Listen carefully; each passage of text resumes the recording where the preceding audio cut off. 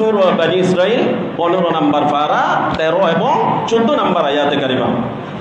আল্লাহ রাব্বুল আলামিন বলেন, وَكُلَّ إِنسَانٍ أَلْزَمْنَاهُ طَائِرَهُ فِي عُنُقِهِ وَنُخْرِجُ لَهُ يَوْمَ الْقِيَامَةِ كِتَابًا يَلْقَاهُ مَنشُورًا اقْرَأْ كِتَابَكَ كَفَى بِنَفْسِكَ الْيَوْمَ عَلَيْكَ হাসিবা। সুবহানাল্লাহ বলেন, আর একটু আওয়াজ দিয়ে বলুন সুবহানাল্লাহ। আমরা একটি কথা বলি, মানুষের তরা থেকে বাঁচা যায় কিন্তু আল্লাহর তরা থেকে বাঁচা যায় না। আল্লাহ কিভাবে কি সিস্টেমে কি করে রেখেছেন আপনি কল্পনাও করতে পারবেন না। আপনি মনে করতেছেন আমি করেছি, যাই হোক সেটা আল্লাহ এবং আমি জানি। কিন্তু আল্লাহ যদি তওবা যদি কবুল না করে, তওবা করার যদি আপনি সুযোগ না পান, তাহলে আপনার আমলনামা তো সামনে চলে আসবে। আর যদি তওবা করার যদি সুযোগ পান, তওবা যদি আল্লাহ যদি কবুল করে ফেলে, তাহলে আপনার আমলনামার মধ্যে যেই গুনাহগুলো থাকবে সেইগুলো তো আল্লাহ সুবহানাহু ওয়া তাআলা মুছে দিবেন। সুবহানাল্লাহ বলেন। ওয়া কুল্লু ইনসানিন আলজামনাহু তায়িরাহু ফি উনুকি। তায়িরুন মানে পাখি, কিন্তু তাফসীর গান এখানে নিয়েছেন আমল।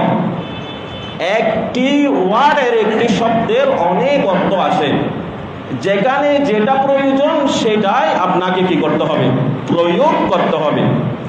ফি উনুকি, উনুকুন মানে গাত, অনুকূল মানে গাত।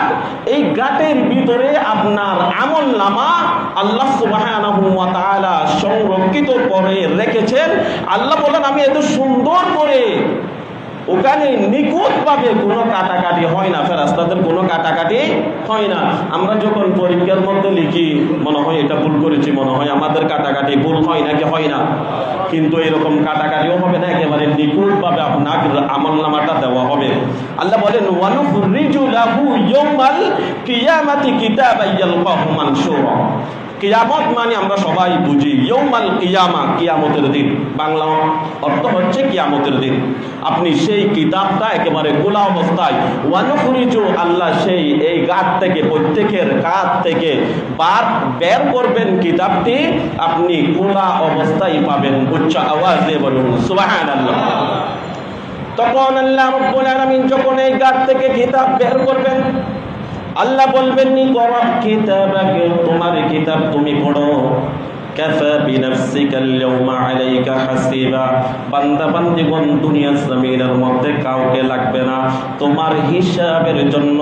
তুমি দুনিয়ার জমিনের মধ্যে যা কিছু অর্জন করেছো, যা কিছু করেছো, তোমার হিসাবের জন্য তুমি যথেষ্ট। সুবহানাল্লাহ। আর একটু আওয়াজ দিয়ে বলুন সুবহানাল্লাহ।